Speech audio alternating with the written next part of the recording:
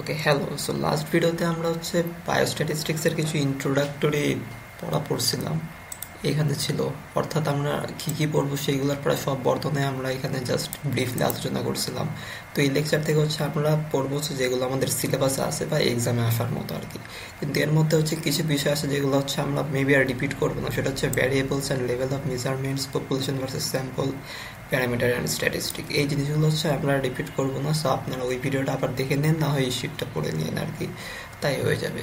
তো আমরা লেকচার 2 শুরু করি। এই চ্যাপ্টারটা আমরা পড়বো কি কি, মানে এই লেকচারে আমরা পড়বো measures of central tendency, measures of dispersion, quantiles and outlier detection, IQR rule দিয়ে।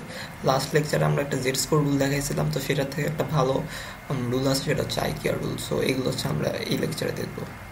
সো আমাদের প্রথম টপিকটা মেজার্স অফ সেন্ট্রাল টেন্ডেন্সি। তো measures of central tendency mainly কি, যে কেন্দ্রীয় প্রবণতা বাংলায় বলে। সেখানে এটার 3টা মেজার আছে, সেটা মিন, মিডিয়ান অ্যান্ড মোড। মিনের মধ্যে আবার আরও 4 ধরনের মিন আছে। সেটা arithmetic mean, weighted mean, geometric mean and harmonic mean. তারপর আছে মিডিয়ান অ্যান্ড মোড। তো এইগুলো আমরা দেখি অল্প অল্প করে। প্রথমটা আছে আমাদের মিন। মিনের মধ্যে প্রথমে একটা থাকবে অ্যারিথমেটিক মিন। সেটা অ্যারিথমেটিক মিন কি, সেটা আমরা লাস্ট লেকচারে দেখছি যে we get arithmetic mean by summing all the data points in a data set and by dividing it with the length of the data set. So ধরেন আপনার একটা ডেটা সেট আছে, সেই ডেটা সেটের কিছু ভ্যালু আছে x1 x2 এভাবে xn পর্যন্ত ভ্যালু আছে আপনার কাছে। তো আপনি সেই ভ্যালুগুলোকে যোগ করলেন, পরে যোগ করে যদি আপনি n দিয়ে ভাগ করেন, মানে size of the data set, ওই ডেটা সেটে কয়টা ভ্যালু আছে আর কি, তাহলে আপনি মিনটা পাবেন আর কি। এখন এই মিন আমরা কেন বের করবো বা এটার ইন্টারপ্রিটেশন কি, সেটা আমরা এক্সাম্পল থেকে দেখবো। So example 1 কি বলছে যে a dataset is given, it represents the headache curation time of a new drug of 10 patients in minutes, calculate the mean and comment on the answer। মানে বলছে কি যে একটা নতুন ড্রাগ বানানো হয়েছে। সো কোনো মাথা ব্যথার রোগী যদি সেই ড্রাগটা নেয়, তাহলে সেই ড্রাগ নেওয়ার ঠিক কতক্ষণ পরে তার মাথা ব্যথা কমে যায়, সেটার রেকর্ড আছে আমার কাছে। যেমন একজন পেশেন্টের 30 মিনিট পরে তার মাথা ব্যথা পুরো সেরে গেছে, আর একজনের 32 মিনিট পরে, আর একজনের 28.5 মিনিট পরে, তারপর আর একজনের 32 মিনিট পরে। যে এইভাবে একটা ডেটা সেট আছে আমাদের কাছে। সো এখন আমাদের বলছে কি যে এখান থেকে আমাদের মিনটা ক্যালকুলেট করতে হবে। তারপরে কমেন্ট অন দি অ্যান্সার, মানে এই মিন যে আমরা ক্যালকুলেট করলাম, কেন ক্যালকুলেট করলাম সেটা আমাদের দেখতে হবে। তাহলে এই যে আমরা জাস্ট ফর্মুলায় বসাই দিলাম, আমাদের কাছে আমাদের ডেটা সেটে এই ভ্যালুগুলো আছে। সো এই ভ্যালুগুলো উপরে যোগ করলাম। এরপর সাইজ কত, মানে আমাদের বলছে কি যে 10 জন পেশেন্ট আছে। সো 1 2 3 4 5 6 7 8 9 10 জন আছে। সো 10 দিয়ে যদি আমরা ভাগ করে দিই, তাহলে আমরা মিন কিউরেশন টাইমটা পেয়ে গেলাম যে 32.72 মিনিট। এখন এটার মানে কি, তার মানে the new drug takes 32.72 minutes on average to cure a headache patient. মানে সেই ড্রাগ নেওয়ার প্রায় 32.72 মিনিট পরে মাথা ব্যথাটা সেরে যাবে। এই জিনিসটা আমরা এক্সপেক্ট করতে পারি। সো এই যে we can expect that a patient's headache will be cured after approximately 32.72 minutes of taking the drug. এরপরের কনসেপ্ট আসে আমাদের weighted mean. So weighted mean কি, আমরা কখন ক্যালকুলেট করি? We calculate weighted mean when each value in a data set has different weights. মানে আমাদের যে এই যে কিছু ডেটা পয়েন্ট বা ভ্যালু আছে না, এই ভ্যালুগুলোর একটা ওয়েট থাকবে। সো ওই সব ক্ষেত্রে আমরা ওয়েটেড মিন ক্যালকুলেট করি। এখানে আরও লিখছি যে for arithmetic mean the weight is constant, each data point has the same weight. যেমন এখানে কিন্তু কোনো ডেটা পয়েন্টের কোনো ওয়েট নেই, বা বলতে পারেন সবগুলোর ওয়েট 1। সো আপনি 30x1 করেন, 32x1 করেন, ওইভাবে আর কি। এটার কোনো ওয়েট নাই, বা থাকলেও কনস্ট্যান্ট 1 আর কি। সো ওয়েটেড মিনের ফর্মুলা এটা x1 w1 plus x2 w2 plus ... plus xn wn divided by summation of the weights। তো এখানে অর্থাৎ প্রত্যেকটা ডেটা পয়েন্ট থাকবে, তার সাথে একটা ওয়েট অ্যাসিস্টেড থাকবে। সো আমি সিনারিওটা আপনাকে দেখাই, তখন বুঝতে পারবেন যে কি বুঝাইতে চাইছে এই ওয়েটেড মিন দিয়ে। এক্সাম্পলটা যদি দেখেন, suppose you have 3 batches of a medication with the following concentrations of an active ingredient and their corresponding batch sizes। তো ব্যাচ 1 এর কনসেন্ট্রেশন কি 5 mg/ml, সাইজ 100 লিটার। তারপরে পরেরটার কনসেন্ট্রেশন 6 mg/ml, এটার সাইজ 200। এটার কত 4.5 mg/ml, সাইজ 150 লিটার। এখন আমাদের বলছে কি যে calculate the mean concentration of the active ingredient across all batches. মানে হচ্ছে আপনাদের বলছে কি যে কনসেন্ট্রেশন দেওয়া আছে, কনসেন্ট্রেশনের মিনটা বের করেন। সো এখন আপনি চাইলে অ্যারিথমেটিক করতে পারেন, সেটা কি যে 5, 6 প্লাস 4.5 এই তিনটে যোগ করে 3 দিয়ে ভাগ করে দিলেন, অ্যারিথমেটিক চলে আসতো। কিন্তু এখানে সাথে লিটার দিয়ে দিছে, অর্থাৎ এই কনসেন্ট্রেশনের হচ্ছে একটা ওয়েট আছে, এই কনসেন্ট্রেশনের আর একটা ওয়েট আছে, বাট এই কনসেন্ট্রেশনের আর একটা ওয়েট আছে, অ্যান্ড এগুলো হচ্ছে কনস্ট্যান্ট না, এক একটার এক এক ওয়েট।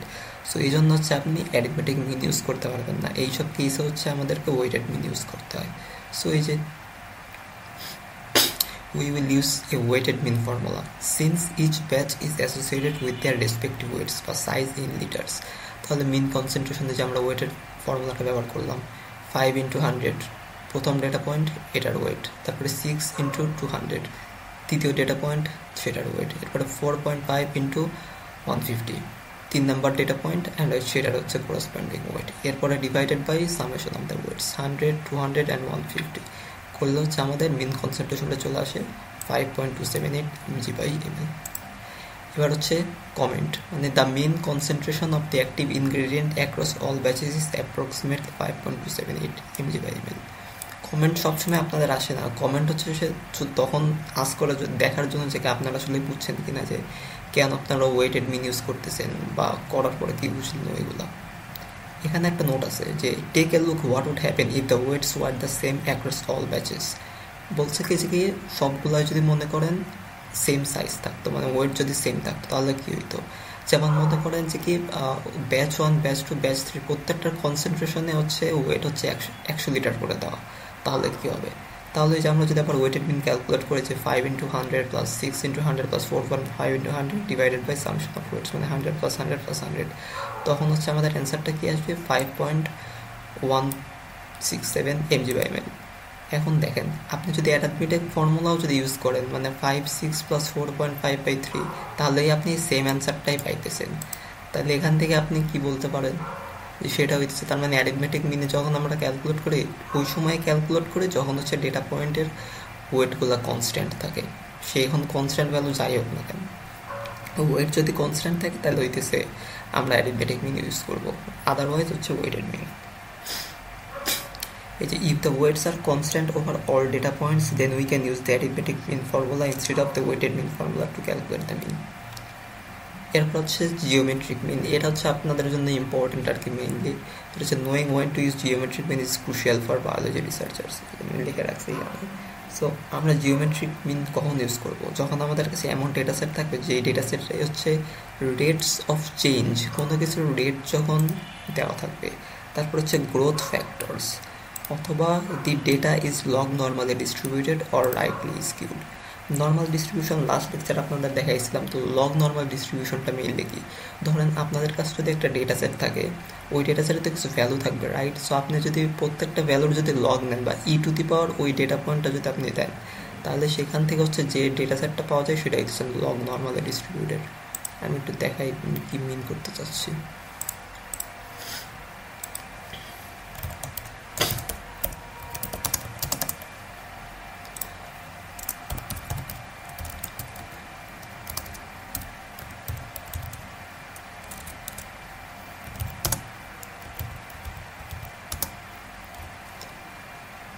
মনে করেন এটা হইতেছে একটা নর্মালি ডিস্ট্রিবিউটেড ডাটা, সেটার লগ নর্মাল কী হবে, এটার লগ নর্মাল হবে হচ্ছে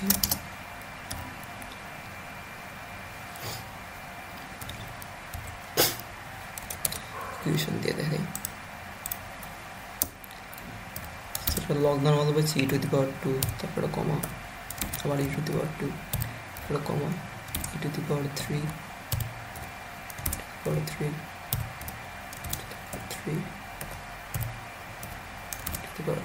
6।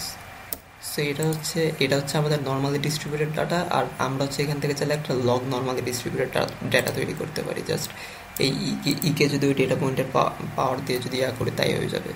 সো এই ধরনের লগ নর্মাল ডেটার একটা সমস্যা হচ্ছে কি, সমস্যা না অ্যাকচুয়ালি, বাট এটার একটা বৈশিষ্ট্য আছে, একটা ক্যারেক্টারিস্টিক আছে, সেগুলো হচ্ছে এগুলো রাইটলি স্কিউড হয়। যেমন দেখেন নর্মাল ডিস্ট্রিবিউশন তো আমরা বলছিলাম না যে কি বেল শেপ হয়, যে আপনি এখান থেকে হচ্ছে নেন, পরে এখান থেকে দেখবেন সুন্দর করে নেমে গেছে, মাঝখানে হচ্ছে একটা সিমেট্রিক, এই সাইডে যতটুকু এই সাইডে ততটুকু। কিন্তু আপনি যদি এই নর্মাল ডিস্ট্রিবিউশন ডেটাটারে হচ্ছে এই উপায় যদি লগ নর্মাল যদি করে ফেলেন, তাহলে হচ্ছে এই ডেটাটা এরকম হয়ে যায়, অর্থাৎ ডান দিকে একদম ঝুঁকে পড়ে। ডান দিকে ঝুঁকে পড়ার জন্যই এই ধরনের ডেটা সেটকে বলা হয়েছে রাইটলি স্কিউড ডেটা। তো এই যে রাইটলি স্কিউড যে ডেটাগুলো আছে,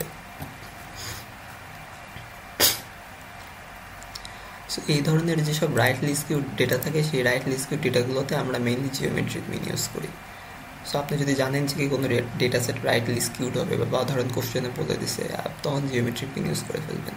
সো এটার ফর্মুলা হচ্ছে কি x1 into x2 into x dot at xn to the power 1/n। এগুলো হচ্ছে ডেটা পয়েন্ট আর n হচ্ছে ডেটা সেটের সাইজ। সো এক্সাম্পল দেখি, এক্সাম্পল দেখলে ক্লিয়ার হবে ভালো। A pharmaceutical company measures the growth rate of bacteria under different conditions over 3 days. প্রথম দিন হচ্ছে গ্রোথ রেট ছিল 2x, পরের দিন হচ্ছে 3x, এর পরের দিন হচ্ছে 1.5x। এখানে x বলতে হচ্ছে মেইনলি বোঝাচ্ছে যে কি ব্যাকটেরিয়ার relative growth.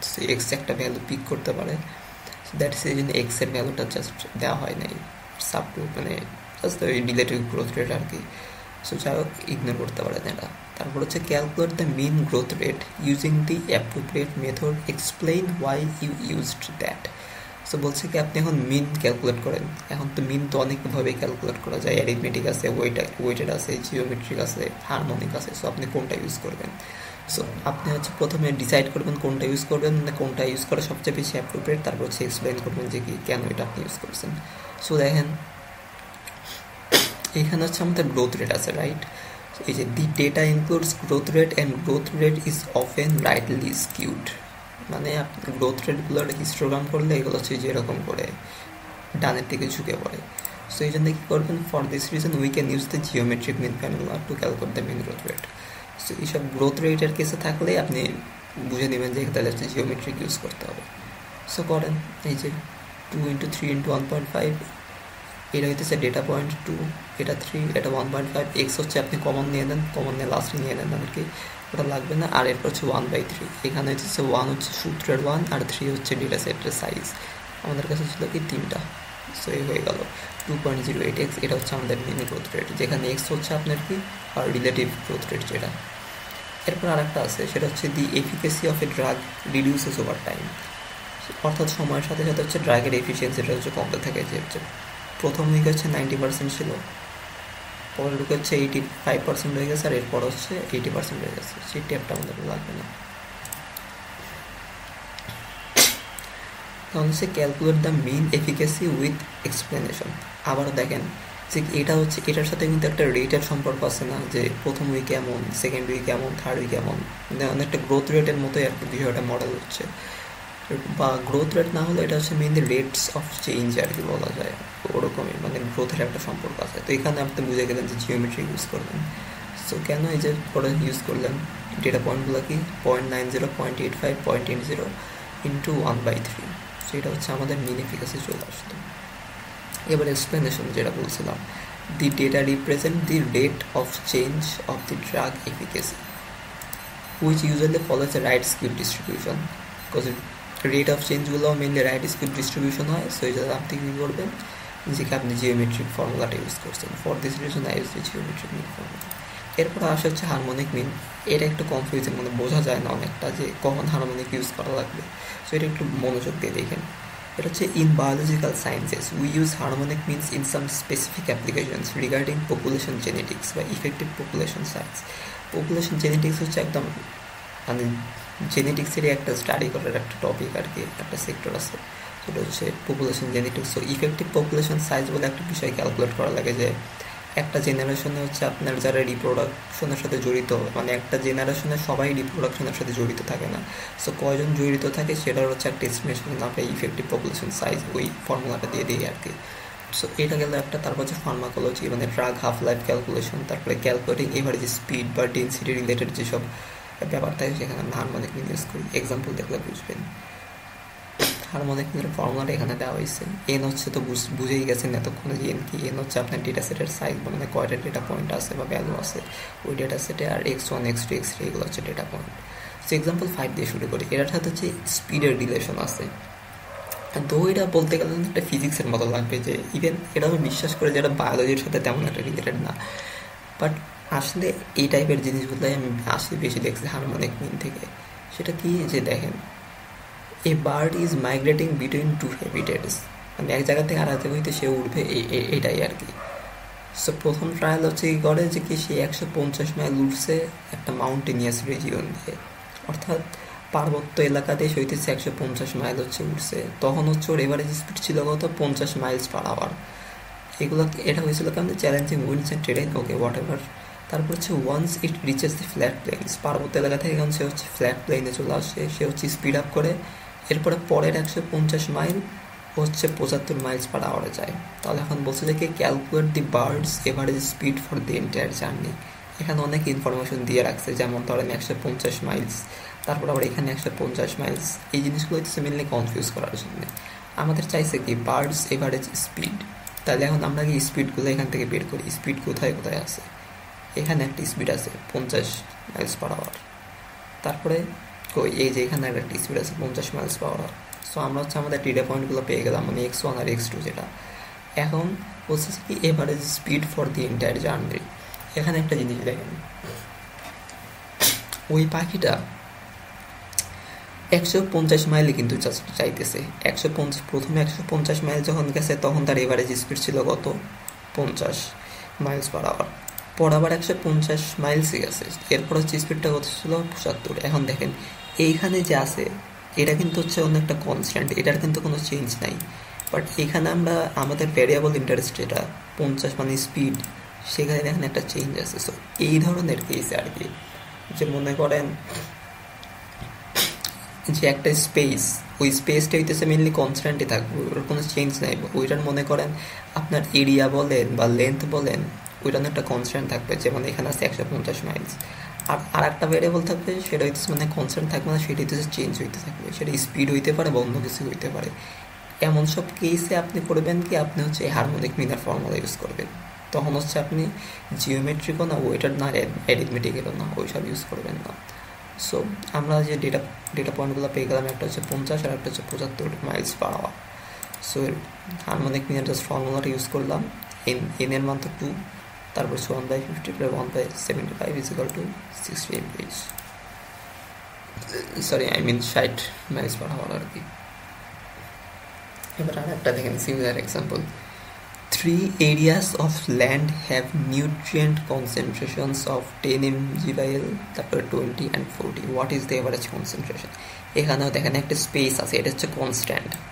3 areas of land, এখানে বলা নাই, বাট এরিয়াগুলো হচ্ছে সেম আর কি, ওটা বলে দেওয়া থাকবে, আপনি বুঝে নেবেন। এরিয়া হচ্ছে সেম, এরিয়া হচ্ছে সেমই থাকবে, মানে মিটার স্কোয়ারে যদি আপনি বলেন। তো প্রথম এরিয়ায় আপনার কনসেন্ট্রেশন এত 10, পরের এরিয়ায় আপনার কনসেন্ট্রেশন 20, এরপরটা হইতেছে 40। তো আপনি দেখেন এই এটার মধ্যে কিন্তু অনেক হ্যাঁ এটার মতোই আর কি, যে কি একটা স্পেস থাকবে, সেই স্পেসে থাকবে হচ্ছে কনস্ট্যান্ট, সেটা লেন্থ হইতে পারে বা এরিয়া হইতে পারে, যাই হোক সেটা কনস্ট্যান্ট থাকবে।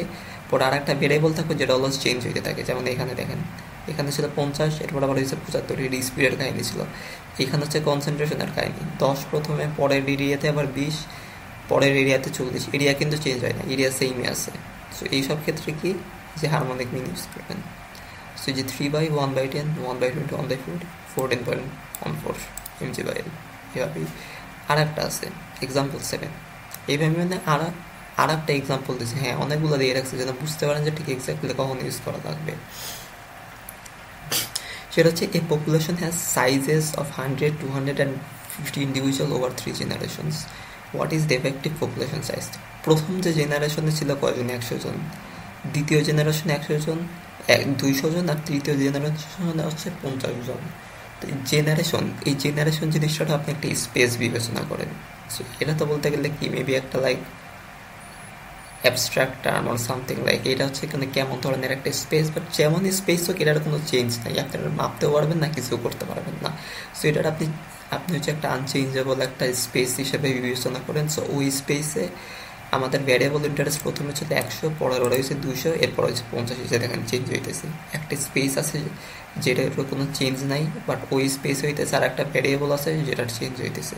তো এমন সব ক্ষেত্রে কি ইউজ করব, যে ইউজ করতে হচ্ছে আমাদের হারমোনিক মিন, ওটা হচ্ছে ইফেক্টিভ পপুলেশন সাইজ। এটার হারমোনিক মিন নিতে হইতেছে আমরা ইফেক্টিভ পপুলেশন সাইজ পাবো আর কি।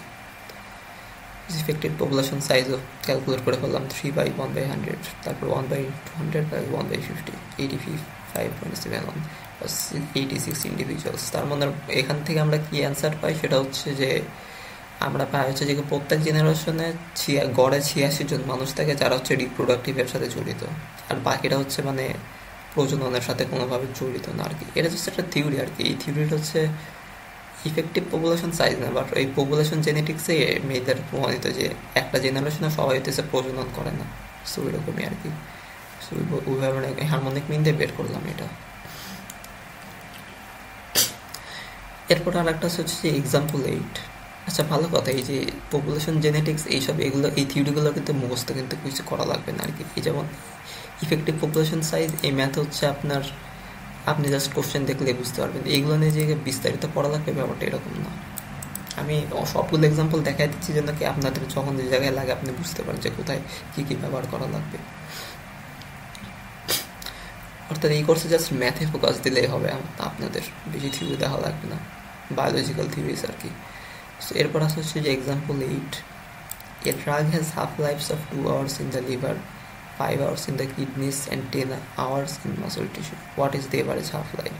এখানেও দেখেন 3টা স্পেস, যদিও এখানে আবার একটু কনফিউজিং এর ব্যাপার আছে যে লিভারের তো মানে আমরা যদি এরিয়া লেন্থ বা হ্যান ত্যান যদি জাজ করতে যাই তো liver, kidney and muscle tissues তো সেম না। বাট কথা হইতেছে এগুলো হইতেছে মানুষের অর্গানের একটা বিষয়। সো ওইখানে চেঞ্জ থাকলেও এটা আমরা আনচেঞ্জেবল হিসেবেই নিতেছি। সো এই জন্য আমরা হচ্ছে যখন হাফ লাইফ যখন বের করবো, সো ওটা হচ্ছে আমাদের ওই হারমোনিক মিনের ফর্মুলা দিয়ে বের করতে হবে। তাহলে হারমোনিক মিন করলে কি হবে, 2, 5 and 10, 1/2, 1/5, 1/10, তারপর হচ্ছে 3, 3.75 আওয়ার্স বের হয়ে যাবে। এখানে এই কোশ্চেন আমি যেখানে এগুলো একটু কড়া করে দিছি, মানে কঠিন কনফিউজিং করে দিছি, ওইখানে তো দেবে না যে, বিকজ আপনাদের যদি হাফ লাইফ না পড়ায় তাহলে আপনাদের এমনি কোশ্চেন করবে না যে what is average half life. আপনাদের জাস্ট বলবে যে কি না হাফ লাইফ তো বলেই দিছে। সো যেভাবে এখানে যেভাবে লেখা থাকবে ওইখানে হইতেছে ঠিক ওইভাবে কোশ্চেনটা করবে, বেশি ঘোরাবে না, মানে আপনারা বুঝতে পারবেন। আপনারা যদি ওটা দেখেন যে কোথায় কোন মিনটা ব্যবহার করা লাগবে, কোশ্চেন ওরা করলে আপনাদের বুঝাই করবে। তারপরে এখানে হচ্ছে এখানে একটু কনফিউজিং আছে যে ইফেক্টিভ পপুলেশন সাইজ, বাট এখানে তো ইফেক্টিভ পপুলেশন সাইজের কিছু বলা নাই। সো হয়তো অত ঘোরায় কোশ্চেন করবে না, জাস্ট বলে দেবে যে what is the average population size. তখন দেখতেছে আপনারা এই সিনারিওটা দেখে বুঝতে হবে যে কি আপনি কোন মিন ইউজ করবেন, harmonic, geometric or arithmetic or something else. So এই হচ্ছে গেল আমাদের মিনের পার্ট, মানে মিন আমরা সব দেখলাম। এরপর হচ্ছে মিডিয়ান, খুব ইজি একটা term. Median is the middle number in a sorted data set. So we use median when the data is skewed, and we use median because it is robust to outliers.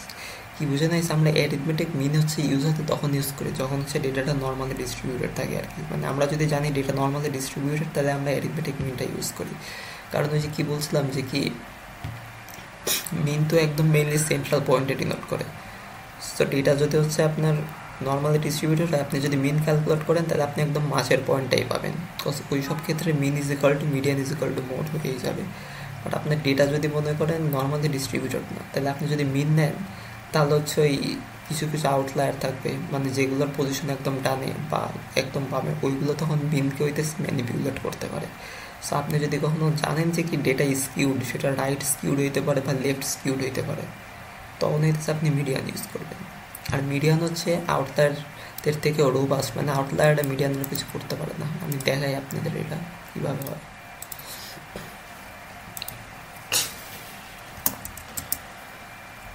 So ধরেন একটা data set আছে 1, 2, 3, এটা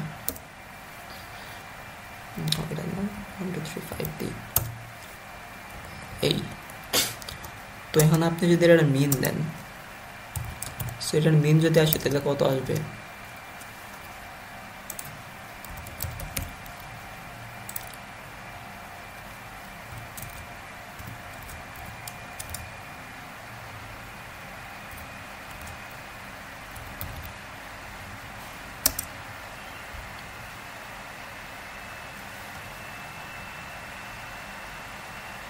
ঠিক আছে 111।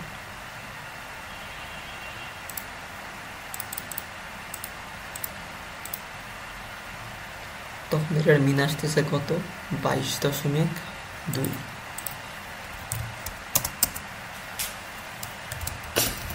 মনে করেন এগুলো হইতেছে কারো পকেট মানি আর কি, ওইভাবে ধরেন যে 5 জন মানুষের পকেট মানি।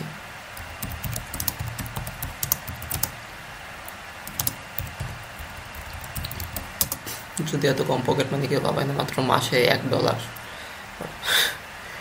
তো মিডিয়ান যদি আপনি ক্যালকুলেট করেন তাহলে এখানকার মাঝখানের পয়েন্টটা কি আছে, এইখানে দুইটা এখানে দুইটা, সো এটা হইতেছে আমাদের মিডিয়ান, সো 3। এখন তাহলে আপনি দুইটা কনক্লুশন আসতে পারবেন। প্রথম কনক্লুশন কি, যে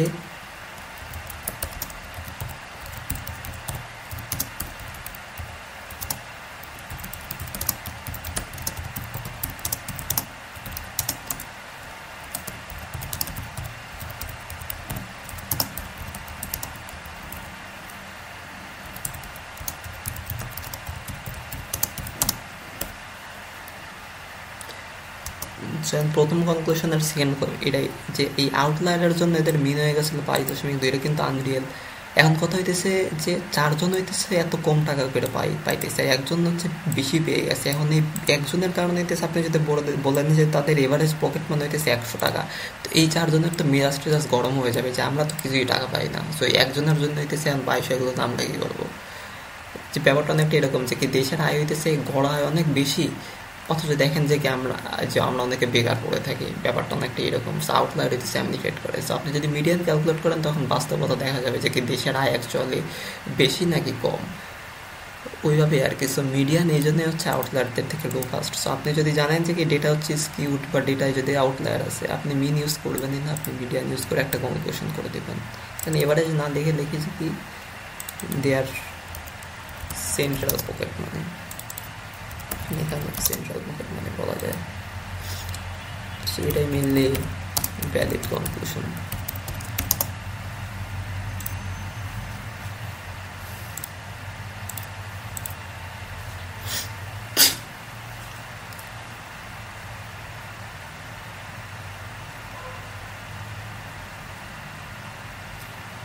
so steps to calculate the median কেমনে ক্যালকুলেট করবো এটা দেখাই ফর্মালি। যেটা প্রথম স্টেপ হচ্ছে যে ডেটা সেটটাকে সর্ট করে নেবেন, পরেরটা হচ্ছে যে কি মিডল নাম্বারটা ফাইন্ড করবেন, ওই মিডল নাম্বারটাই হচ্ছে মিডিয়ান।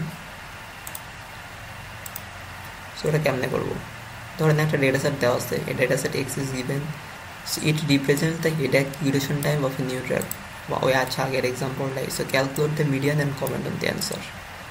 সো এই ডেটা সেটটা আমাদের দেওয়া আছে। এখন প্রথম এটা হচ্ছে আপনি সর্ট করেন, অ্যাসেন্ডিং অর্ডারেও সর্ট করতে পারেন, মানে ছোটো থেকেও বড় সাজাইতে পারেন, আবার ডিসেন্ডিংও করতে পারেন, বা বড়ো থেকে ছোটো সাজাইতে পারেন। এখানে হচ্ছে আমি ছোটো থেকে বড়ো সাজালাম। এরপর হচ্ছে আমাদের মিডল নাম্বার বের করতে হবে। সো ওটা কেমনে বের করবো, so number of data points কত 10। এখন তাহলে আপনি 10কে যদি 2 দিয়ে ভাগ করেন তাহলে হইতেছে আপনি মিডল পজিশনটা পাবেন না। সো যে পেয়ে গেলেন 10/2 is equal two 5th position, মানে আমাদের মিডিয়ান হবে কই 5th পজিশনে, 1 2 3 4 5, মানে এটা হইতেছে আমাদের মিডিয়ান হওয়া উচিত। কিন্তু এখন দেখেন এটা যদি মিডিয়ান হয় তাহলে এর বামে কয়টা ডেটা পয়েন্ট আছে, 1 2 3 4, আবার এটার ডানে কয়টা আছে, 1 2 3 4 5, সমান কিন্তু হইতেছে না। তাহলে কি তার মানে কি যে কি ডেটা সেটে কোনো মিডিয়ান নাই, ওরকম না। সো এই জন্য আপনি করবেন কি যে কি আপনি 30-এর পাশে এটাও নিয়ে নেন। এবার দেখেন 1 2 3 4, এই সাইডে রাইট সাইডেও কত আছে, 1 2 3 4। সো 4টা হয়ে গেল। সো তখন কি করবেন আপনি, এই যে বলছে but the 5th element does not equally divide it's left and right portion, so the median will be the average of 5th and 6th element. আপনি এই দুটোর এভারেজ করবেন, ওই এভারেজটাই হচ্ছে median, because this 2 elements together equal divides left and right portion. So এই যে median 30+32/2 is equal to 31, এটাই হচ্ছে মিডিয়ান। সো এটার হচ্ছে কমেন্ট কি, the median head accuration time is 31 minutes, so we can expect that the drug would take nearly 31 minutes to cure the headache of a patient। মানে আমরা expect করতে পারি যে ওই ড্রাগটা যদি নেয় তাহলে পেশেন্টের হইতেছে কিউর হওয়ার জন্য আমরা এক্সপেক্ট করতে পারি 31 মিনিট সময় লাগবে। এখন দেখেন মিডিয়ান 31 আসছে, মিনও কত আসছে, মিনও কিন্তু আমাদের এই 30-এর কাছাকাছি কিছু একটা ছিল হয়তো।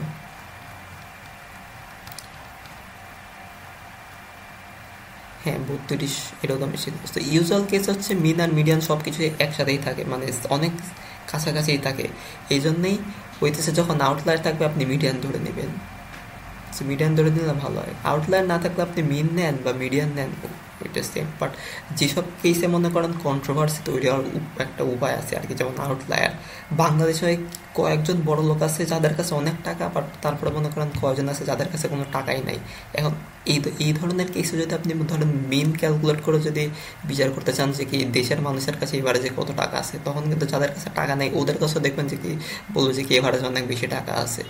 সো এই ধরনের কন্ট্রোভার্সিয়াল কেস হইতেছে আমরা ইউজুয়ালি মিডিয়ান ইউজ করি। আউটলায়ার যদি থাকে বুঝলেন কি ইউজ করবেন, মিডিয়ান ইউজ করবেন। সেটা হচ্ছে মিডিয়ান ক্যান ইউজ করা হয় আর কি মিনের পরিবর্তে। এটাই হচ্ছে রিজন। আউটলায়ার বুঝছিলাম আমরা এইখানে।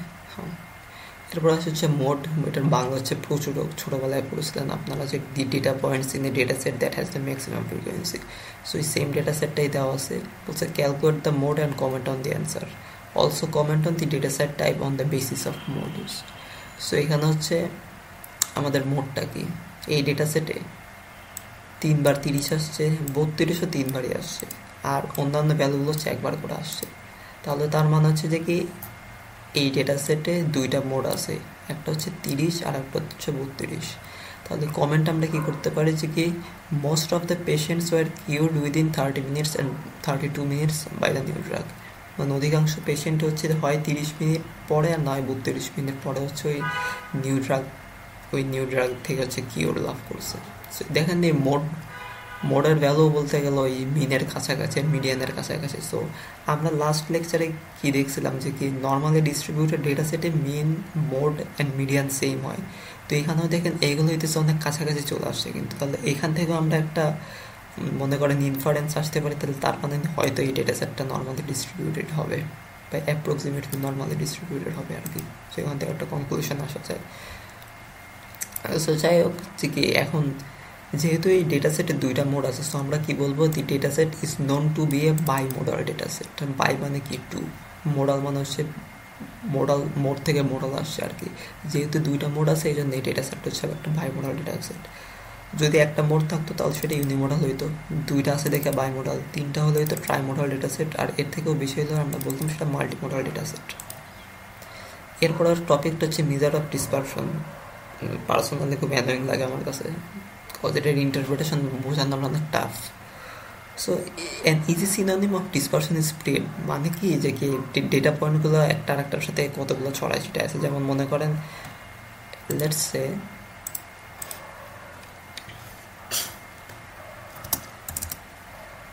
ধরেন একটা ডেটা সেট হচ্ছে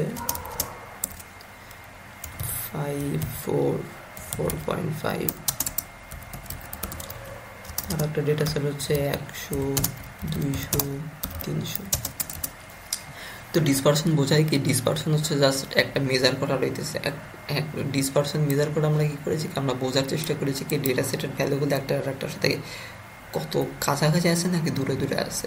যেমন এটা দেখেন 544.5 খুবই কাছাকাছি আছে, সো এটার মেজার অফ ডিসপারশন অনেক অল্প হবে। আর এগুলার দেখেন দূরে দূরে আছে 100, 200, 300, সো এগুলোর মেজার অফ ডিসপারশন হচ্ছে অনেক বেশি হবে আর কি। এগুলো কেন ক্যালকুলেট করা হয় ওইগুলো সামনে হচ্ছে আপনারা জানবেন আর কি। আপাতত এটা এইগুলো দেখেন যে কি ক্যালকুলেট কীভাবে করতে হয়।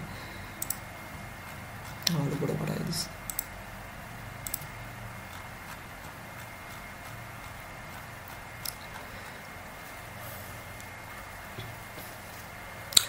The measures of dispersion tell us how spread the values are from each other.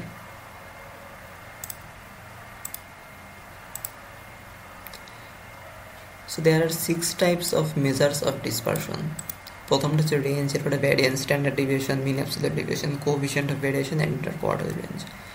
Variance and ডিজিটি আপনারা অলরেডি দেখছেন, সেখানে আমি আবারও দেখাবো। আমি বলছিলাম আমি রিপিট করবো এগুলো, বিকজ এগুলো ইম্পর্টেন্ট টপিক্স। তো রেঞ্জ কি, রেঞ্জ হচ্ছে মেনলি কি যে কি maximum value minus minimum value. We use range if we are interested in knowing the difference of highest and lowest value in the data set. Example দেখি, একদম math দেখলে easily তো বোঝা যাবে। যে আবার হচ্ছে let x be the variable storing the glucose level of 10 patients who had a stroke. So আমাদের কাছে 10টা গ্লুকোজ লেভেল দেওয়া আছে, এটা রেঞ্জ ক্যালকুলেট করতে হবে। সো কীভাবে করবো, range is equal two maximum value minus minimum value. So maximum value হচ্ছে কত আসছে আমাদের এখানে, যদি আপনি দেখেন তাহলে দেখবেন যে আসবে 214.09, আর মিনিমাম ভ্যালু হচ্ছে 58.57। তাহলে এটা রেঞ্জ কত? রেঞ্জ হচ্ছে 155.52। As simple as that. সেখান থেকে আপনি বুঝতে পারলেন যে কি মিনিমাম আর ম্যাক্সিমাম ভ্যালুগুলো কত দূরে দূরে আছে। এরপরটা আসা হচ্ছে কি variance. Variance is the average of square deviation from the mean. বোঝাই দিচ্ছি, আগে এটা দেখে ক্যান ইউজ করবো। Understanding how far the data points are from each other on square scale from the mean on average.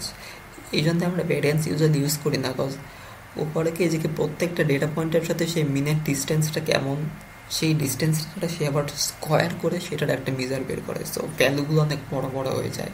তারপরে যদি আবার outlier থাকে তাহলে সেই ভ্যারিয়েন্সের মান আরও বেশি বড় হয়ে যায়। কখনো কখনো এমন হইতে পারে যে কি আপনি প্র্যাকটিক্যালিটি ধরতে পারবেন না যে কি এত বড় বড় ভ্যালু আমি কেমনে কি করবো আর কি। সো ভ্যারিয়েন্স এই জন্য পার্সোনালি আমি কম ইউজ করি, আর আপনাদের ক্যালকুলেট করতে দিলেও ইন্টারপ্রিটেশন ইউজুয়ালি আসে না, বিকজ এটার প্র্যাকটিক্যাল ইন্টারপ্রিটেশন পাওয়া টাফ। ভ্যারিয়েন্স কে হইতেছে মেনলি স্ট্যান্ডার্ড ডেভিয়েশন, তারপরে মিন অ্যাবসলিউট ডেভিয়েশন, ওইগুলো হচ্ছে বিট করে ফেলতে পারে। সো তাও আমরা দেখি কেমনি ক্যালকুলেট করতে হয় এটা।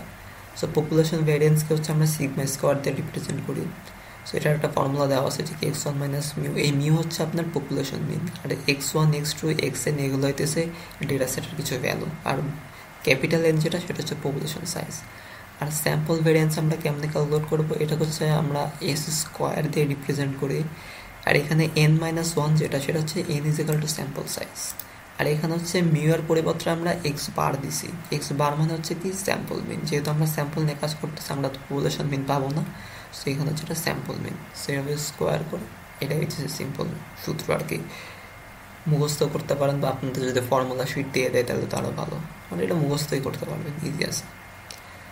সো আমরা একটা ম্যাথ দেখি যে let xp be the population data storing the glucose level in mgdl of 10 patients who had a stroke within a 2 hours interval in a city. ওকে, কখনো কখনো কোশ্চেনগুলো যে এরকম ইচ্ছা করে করে বড় করে দেয়, যে আপনি ট্র্যাক হারায় ফেলেন, বাট আপনি জাস্ট একটা ভ্যারিয়েবল, যে ভ্যারিয়েবল অফ ইন্টারেস্ট যেটা সেটার উপরে ফোকাস রাখবেন। যেমন এখানে কি গ্লুকোজ লেভেল, জাস্ট শেষ এইটুকুই। গ্লুকোজ লেভেল দেখছেন, পুরোটা পড়ছেন, আপনি বুঝছেন কী করতে হবে, আপনি গ্লুকোজ লেভেলের উপরে ফোকাস রাখেন। এইসব হচ্ছে এত কিছু অ্যানালাইসিস করতে গেলে আপনার মাথাটা তো নষ্ট হয়ে যাবে এক্সাম হলে। সো গ্লুকোজ লেভেল এই যে এখানে আপনি মেইন ফোকাসটা রাখবেন। সো দেখি আমাদের কাছে গ্লুকোজ লেভেল দিছে কয়েকটা, যে 10 জন পেশেন্টের গ্লুকোজ লেভেল দিছে, হচ্ছে ভালো কথা।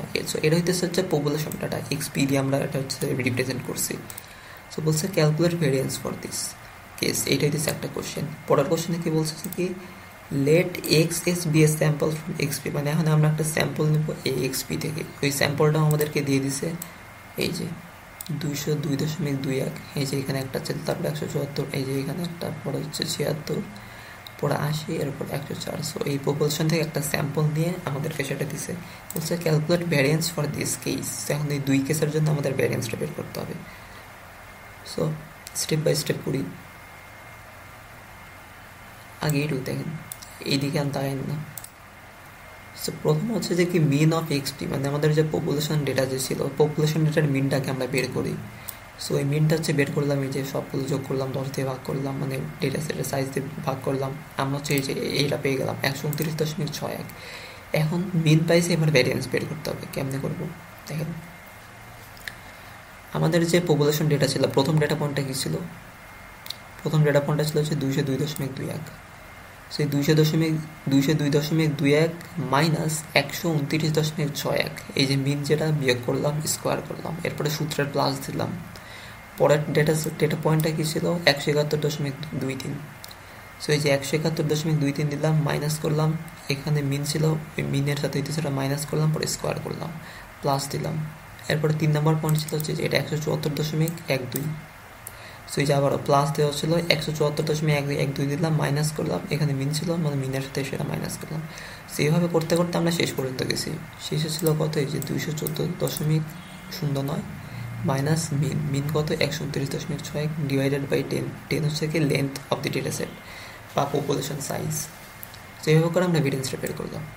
এই যে এটা হচ্ছে ভেরিয়েন্স। তো এটার ইন্টারপ্রিটেশন কি? ইন্টারপ্রিটেশন এখন আমি দিব না, মানে হচ্ছে আপনার ইন্টারপ্রিটেশন, ভ্যারিয়েন্সের ইন্টারপ্রিটেশন মেনলি লাগবে না, আপনাদের লাগবে হচ্ছে স্ট্যান্ডার্ড ডেভিয়েশন কি, বিকজ এখানকার ইন্টারপ্রিটেশন দেখেন, তখন উপরে তো লেখাই ছিল যে average of square deviation from the mean, মানে প্রত্যেকটা ডেটা পয়েন্ট হচ্ছে সেই মিনের থেকে কেমন ডিফারেন্স থাকে, সেই ডিফারেন্সের এভারেজের স্কোয়ার বা স্কোয়ার করার পরে এভারেজ, এরকম একটা মিনিং আর কি। যেটা হচ্ছে গেল ইন্টারপ্রিটেশন। ইউজুয়ালি প্র্যাকটিক্যাল কেস আপনার এটা লাগবে না, স্ট্যান্ডার্ড ডিভিয়েশন লাগবে সামনে।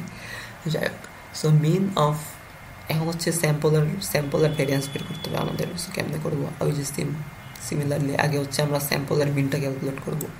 স্যাম্পল এই ডেটাগুলো দেওয়া ছিল, সো 5 দিয়ে ডিভাইড করলাম, করে দিতেছে মিন ক্যালকুলেট করলাম। তারপর হচ্ছে সিমিলারলি যে আমাদের স্যাম্পলের প্রথম ভ্যালু ছিল 202.21, এইটার সাথে হচ্ছে আমরা স্যাম্পল মিনকে মাইনাস করলাম, স্কোয়ার করলাম। পরের ডেটা পয়েন্ট ছিল হচ্ছে 174.12, এর সাথে হচ্ছে আমরা স্যাম্পল মিনটা মাইনাস করলাম, স্কোয়ার করলাম। এভাবে করতে করতে এখানে দেখেন 5 - 1 দেওয়া হয়েছে। কেন? কারণ স্যাম্পল ভ্যারিয়েন্স যদি আমরা বের করতে চাই তাহলে হচ্ছে আমাদের এই স্যাম্পল সাইজ থেকে 1 মাইনাস করতে হয়। এটা হচ্ছে ডিগ্রিস অফ ফ্রিডম বলে একটা কনসেপ্ট আছে, যেটা আমরা এই লেকচারে আলোচনা করব না আর কি। সো ওই ডিগ্রিস অফ ফ্রিডম একটা টার্ম আছে, সেটা হচ্ছে আপনার যে মেইনলি পপুলেশন ভ্যারিয়েন্সের সাথে স্যাম্পল ভ্যারিয়েন্সের অনেক স্যাম্পলিং ইরোরটা কমানোর জন্য একটা 1 মাইনাস করে দেওয়া হয়। সো 1টা মাইনাস করে আমরা হচ্ছে এই ভ্যারিয়েন্সটা পেয়ে গেলাম 3.2, যে এটা হইতেছে পেয়ে গেলাম। সো এটা হইতেছে আমাদের অ্যান্সার। এবার আসা হচ্ছে আমাদের standard deviation. Standard deviation is use to find how far the data points are from the mean. এটা আমরা লাস্ট ক্লাসও দেখাইছিলাম, আবার দেখাই যে পপুলেশন ডেটার স্ট্যান্ডার্ড ডিভিয়েশন কেমন বের করে। যে মেইনলি আপনি যে ভেরিয়েন্স বের করছেন না, পপুলেশন ভেরিয়েন্স, ওটারে আপনি স্কোয়ার রুট করে দেন, চলে আসবে স্ট্যান্ডার্ড ডিভিয়েশন। বলা হয়েছে যে so we actually gate standard deviation if we square root the variance. So sample ডেটার স্ট্যান্ডার্ড ডিভিয়েশনও সেম। আপনার হচ্ছে যে ভ্যারিয়েন্স ছিল সেই ভ্যারিয়েন্সটা হচ্ছে আপনি রুট করে দিলে আপনি স্ট্যান্ডার্ড ডিভিয়েশন পেয়ে যাবেন। স্ট্যান্ডার্ড ডিভিয়েশনের একটা ব্যাপার হচ্ছে দেখানোর হচ্ছে কথা ছিল আমাদের, এসডি বলতে অ্যাকচুয়ালি কি বোঝায়। ধরেন একটা ডেটা আছে 1 2 3, এটা মনে করেন এটা হইতেছে একটা পপুলেশন ডেটা। সো আপনি যদি এর স্ট্যান্ডার্ড ডিভিয়েশন ক্যালকুলেট করেন তাহলে দেখবেন যে স্ট্যান্ডার্ড ডিভিয়েশন আসবে হচ্ছে কত জানেন? 1। এটার যদি আপনি মিন ক্যালকুলেট করেন, মিন আসবে হচ্ছে কত? 2। এবার দেখেন মিন 2 না, এই 2 এর সাথে আপনি 1 মাইনাস করেন, 1 আসবে, এই যে 1 চলে আসছে। এরপর হইতেছে 2 এর সাথে আপনি 1 প্লাস করেন, 3 আসবে, এই যে দেখেন 3 ওইখানে আছে। তাহলে স্ট্যান্ডার্ড ডিভিয়েশন জিনিসটা মেইনলি কি দাঁড়াইলো, যে কি আপনার ডেটা সেটে একটা মিন থাকবে, সেই মিন বাদে অন্যান্য যেসব ডেটা পয়েন্ট আছে সেই ডেটা পয়েন্টের সাথে এই মিনের কি ডিফারেন্সটা কতটুকু, সেই অ্যাভারেজ ডিফারেন্সটা হচ্ছে আপনার স্ট্যান্ডার্ড ডিভিয়েশন নির্ধারণ করে আর কি। মনে করেন যে কইতেছে একটা ক্লাসরুমে হচ্ছে 100তে এক্সাম হয়েছে, সো মিন মার্ক আসে হচ্ছে মিন মার্ক আসছে হচ্ছে গিয়ে 80, তারপর হচ্ছে স্ট্যান্ডার্ড ডিভিয়েশন আসছে হচ্ছে গিয়ে 5। তার মানে কি একটা ছেলে হইতেছে 80 পাইছে, আর বাকি নাম্বারগুলো হচ্ছে মনে করেন 75 বা 85-এর কাছে, এরকমই। যেহেতু স্ট্যান্ডার্ড ডিভিয়েশন 5 আর কি, মানে এভারেজ ডিস্টেন্স কত থাকবে? 5 থাকবে, অ্যাবসলুটটা 5 থাকবে আর কি। সো মিন যদি ধরেন 80 হয়, স্ট্যান্ডার্ড ডিভিয়েশন যদি হয় 5, তাহলে বলতে পারেন যে অন্যান্য যে ডেটা পয়েন্টগুলো আছে সেগুলো হচ্ছে মেইনলি 75 আর 85-এর কাছে থাকবে। বিষয়টা হইতেছে এইরকম।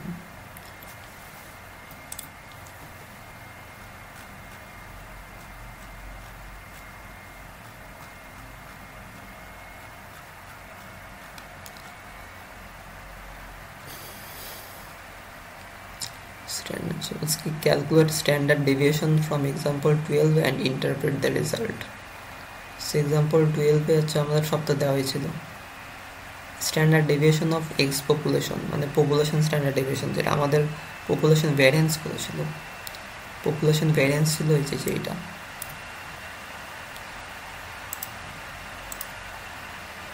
সো এই পপুলেশন ভ্যারিয়েন্সটা আপনি স্কোয়ার রুট করেন, আপনি স্ট্যান্ডার্ড ডেভিয়েশন পেয়ে যাবেন।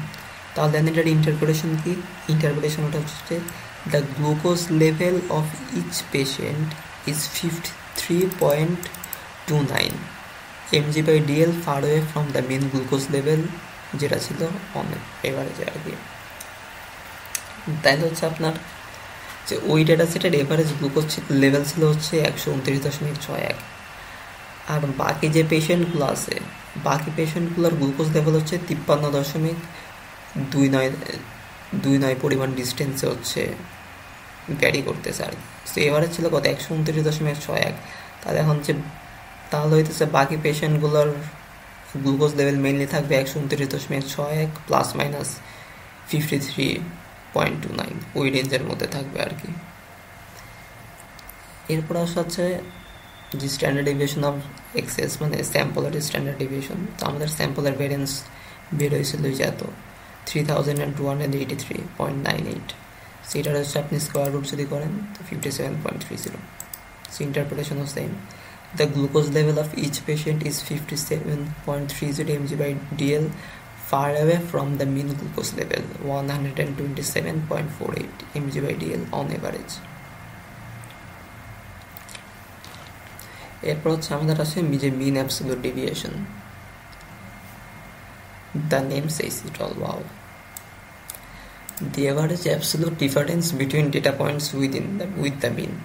স্ট্যান্ডার্ড ডেভিয়েশনের মতোই এটা মেনলি করে কি যে ধরেন প্রথমে আপনি মিন ক্যালকুলেট করবেন, এরপর হচ্ছে আপনি প্রত্যেকটা ডেটা পয়েন্টের সাথে সেই মিনের বিয়োগ করবেন, ডিফারেন্স পাবেন বারবার, পরে সেই ডিফারেন্সের মিন করবেন।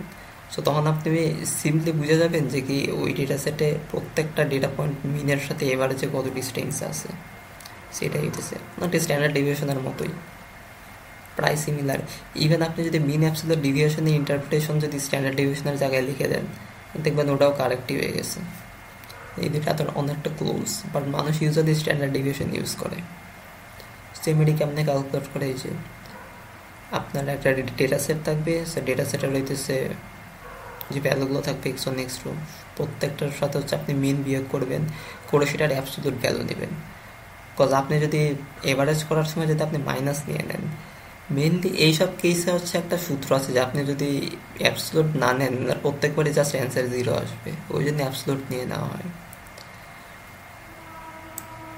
বিকজ আমাদের টার্গেটটা কি, আমাদের টার্গেটটা আমরা জাস্ট দেখবো যে কি ডিস্টেন্স কত দূর, সেটা আইতেছে স্কেলের লেফট ডিস্টেন্স বা নেগেটিভ হোক পজিটিভ হোক, এটা তো আমাদের তো দেখার বিষয় না, জাস্ট আমরা দেখবো ডিফারেন্সটা কেমন, ওই জন্যই।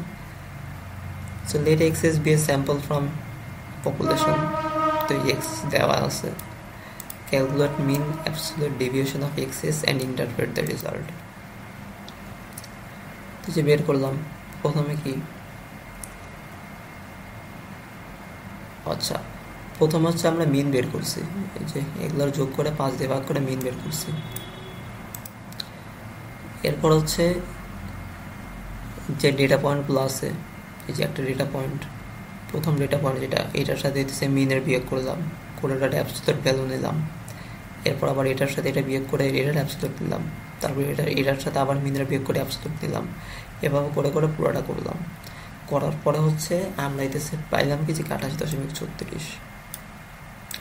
তাহলে interpretation, on average the glucose level of patients differs 28.36 mg/dl from the mean glucose level which is 127.48।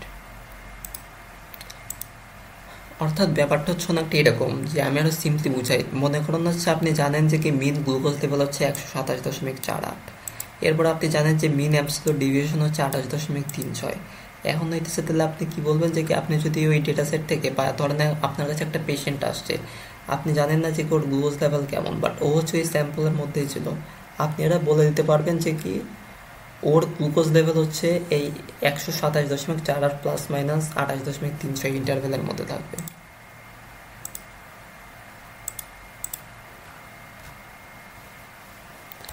So math কি ছিল 28 পয়েন্ট সামথিং, এর মিন ছিল হচ্ছে কত, মেবি 128, যাই হোক। সেখানে আপনার কাছে মনে করেন একটা পেশেন্ট আসলে, আপনি বলতে পারবেন যে কি ওর গ্লুকোজ লেভেল হচ্ছে বলতে গেলে এই রেঞ্জের মধ্যেই থাকবে, মানে থাকার চান্স অনেক বেশি। আর উনি যদি একজন আউটলায়ার হয় তখন আলাদা কেস, বাট অ্যাকচুয়ালি হইতেছে এটার মধ্যেই থাকবে। তো মেজার অফ ডিসপারশনগুলো মেনলি এরকমই আর কি, ওরা বোঝানোর চেষ্টা করেছে কি একটা ডেটা সেটের ভ্যালুগুলো ঠিক একটার একটার সাথে কতটুকু ক্লোজ আছে।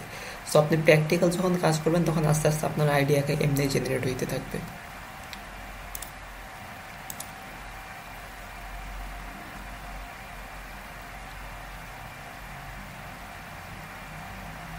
মিন অ্যাবসলিউট ডেভিয়েশন তাহলে এরপর আসা হচ্ছে যে কোএফিসিয়েন্ট অফ ভেরিয়েশন। এটা হচ্ছে একটা standard measure of dispersion of data set relative to its mean, আর এটা হচ্ছে পার্সেন্টেজ হিসেবে রিপ্রেজেন্ট করা হয়। সংখ্যা তো আসবে না, আপনাদের সংখ্যা পড়েও ওরকম একটা লাভ নেই, বাট কোএফিসিয়েন্ট অফ ভেরিয়েন্স মেন হইতেছে আমরা দুইটা ডেটা সেটের ভেতরের কনসিস্টেন্সি যখন বের করতে চাই তখন হইতেছে আমরা সেটা করি। যেমন একটা ডেটা সেটের সিভি বা কোএফিসিয়েন্ট অফ ভেরিয়েশন মনে করেন হচ্ছে 25%, আর একটার মনে করেন হচ্ছে 40%। তাহলে এই যার 40%, তাহলে আমরা বুঝবো কি যে কি ওর ডেটা পয়েন্টগুলো বেশি ছোটাছুটায় আছে প্রথম ডেটা সেটটার তুলনায়। সো ওইটা হইতেছে আমরা এই জন্য আমরা কোএফিসিয়েন্ট অফ ভেরিয়েশন ইউজ করি। এক্সাম্পল দেখলে আবার বোঝা যাবে। সূত্র দেওয়া আছে এসডি বাই মিন ইন্টু 100%। যে সিভির আর একটা ভালো জিনিস কি যে কি we use CV to compare the variability between dataset with different units or means। মনে করেন একটা ডেটাসেট হচ্ছে আপনার গ্রাম ইউনিটে দেওয়া আছে, আর একটা ডেটাসেট হচ্ছে আপনার কিলোগ্রাম ইউনিটে দেওয়া আছে। সো আপনার কোনো কনভার্সন করার দরকার নেই, গ্রাম থেকে কিলোগ্রামে নেওয়ার কোনো দরকার নেই। আপনি হচ্ছে এই যে দুইটা ডেটাসেটের সিভি যদি মেজার করেন, সেই সিভি দিয়েই আপনি হইতেছে বলে দিতে পারবেন যে কি কোনটার ভেরিয়েশন বেশি বা কোনটার ভেরিয়েশন কম। এখানে একটা এক্সাম্পল দেওয়া হয়েছে, এটা একটু টাফ এক্সাম্পল। তো two variants of a pain relief drug, drug X and drug Y, are produced. Both drugs are given to participants, and the duration of their pain relief is recorded for each participant. তো কি দুইটা drug আছে, তো দুইটা ড্রাগে পার্টিসিপেন্টদের দেওয়া হয়েছে। তারপরে এখন সেই ড্রাগ নেওয়ার কয় মিনিট পরে হইতেছে রোগী সুস্থ হয়ে গেছে, সেটা রেকর্ড আমাদের কাছে আছে। So the goal is to determine which drug has more consistent effectiveness, indicating more reliable relief. Explain the reasoning. So ওই ডেটা সেটটা মিললে দেখতে কেমন হইতে পারত, যে মনে করেন এখানেও তো এগুলো তো দেওয়া থাকে, যে নাও দেওয়া থাকতে পারে। যেমন এখানে হইতে চায় বলে দিছে যে কি mean duration of pain relief 6 hours, মানে হচ্ছে ওই এক্স ড্রাগটা নেওয়ার পরে পেশেন্ট হচ্ছে 6 ঘন্টা পরে সুস্থ হয়ে যায়, এভারেজ আর কি 6 ঘন্টা পরে সুস্থ হয়ে যায়। সো মেবি একটা পেশেন্ট মনে করেন 6 ঘন্টা পরে সুস্থ হয়েছে, আরেকজন হয়েছে 4 ঘন্টা পরে সুস্থ হয়েছে, এরকম পরে ওইভাবে করে যে ডেটা সেটটা হয়েছে সেই ডেটা সেটের হইতেছে একটা স্ট্যান্ডার্ড ডেভিয়েশন তো বের করা যায়। সেই স্ট্যান্ডার্ড ডেভিয়েশন হচ্ছে 1.5 hours। তারপরে ডেটা ফর ড্রাগ ওয়াই, যে mean duration of pain relief 5 hours। So ওদের হচ্ছে আপনার হয়েছে কি যে 5 ঘন্টা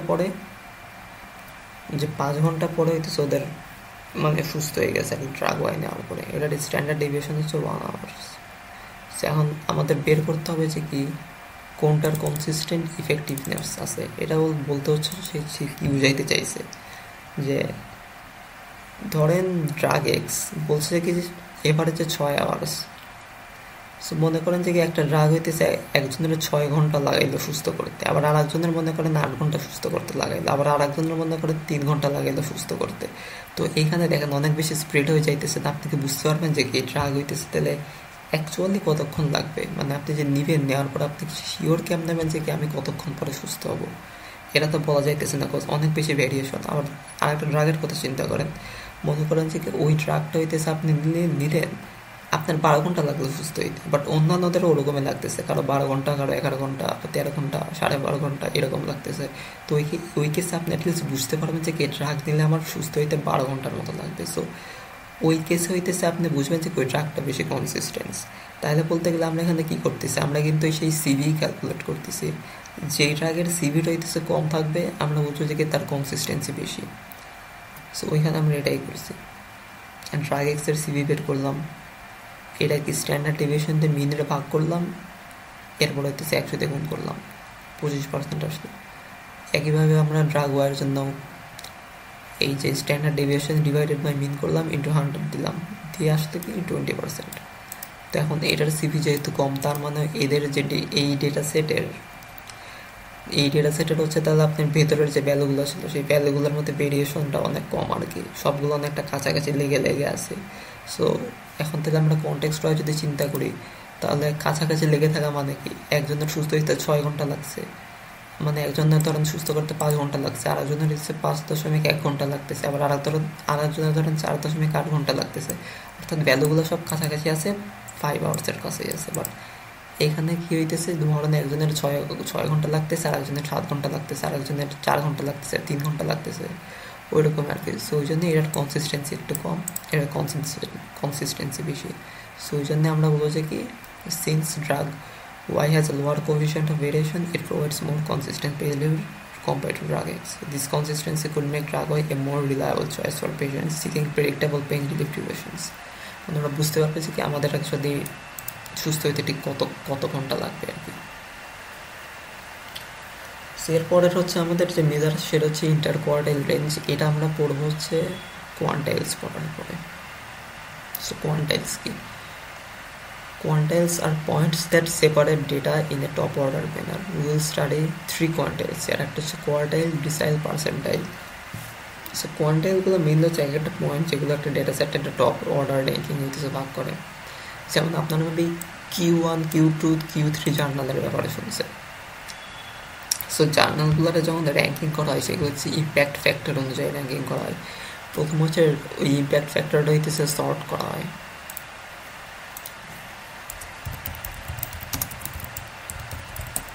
মনে করেন যে হইতেছে 100টা জার্নাল আছে, সো ওই 100টা জার্নাল রইতেছে ইম্প্যাক্ট ফ্যাক্টর অনুযায়ী হইতেছে আমরা সর্ট করেছি।